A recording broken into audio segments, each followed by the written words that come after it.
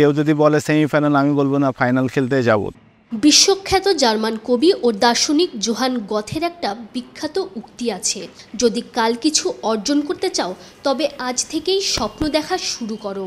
গথের এই উক্তিটা সৌম্য সরকারের জানা আছে কিনা কে জানে, তবে সৌম্য নিজেও যেন এই মতবাদেই বিশ্বাসী।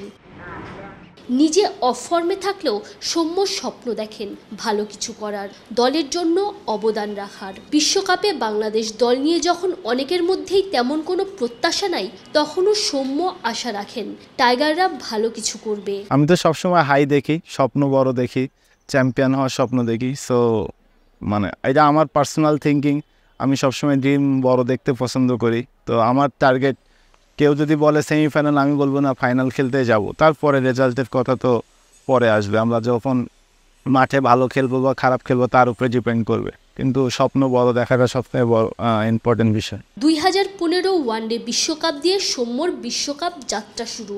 এরপর থেকে দুই ফরম্যাটে সব আসরেই বিশ্বকাপ খেলেছেন। এবারের আসরে এই ব্যাটারের নিজের লক্ষ্য কি? প্রথম ওয়ার্ল্ড কাপ খেলেছিলাম 2015 সালে, সেম এক্সাইটমেন্ট কাজ করবে এবারে। চেষ্টা করবো 2024 সালটা যেন আমার জন্য একটা স্মরণীয় কিছু করতে পারি, এবং আমার পাশাপাশি টিমকেও এরকম ভালো একটা জায়গা পজিশনে নিয়ে যে টিমকে ভালো কিছু একটা উপহার দিতে পারি। চেষ্টা, পরিশ্রম, অনুশীলনের কমতি নাই, তবুও কাঙ্ক্ষিত রানের দেখা সৌম্য কিছুতেই পাচ্ছেন না। শুধু সৌম্য সরকারই নন, লিটন কুমার দাস, নাজমুল হোসেন শান্ত, সাকিব আল হাসান, সবার অবস্থাই একই। সৌম্যর চাওয়া একটাই, দলের সবাই রানে ফিরুক। একজন ব্যাটসম্যানের রানটাই ইম্পর্টেন্ট, সে যেখানে রান করুক ওটা তার কনফিডেন্স বিল্ড আপ করে। রান না করলে কখনোই একটা ব্যাটসম্যানের কনফিডেন্স বিল্ড আপ হয় না।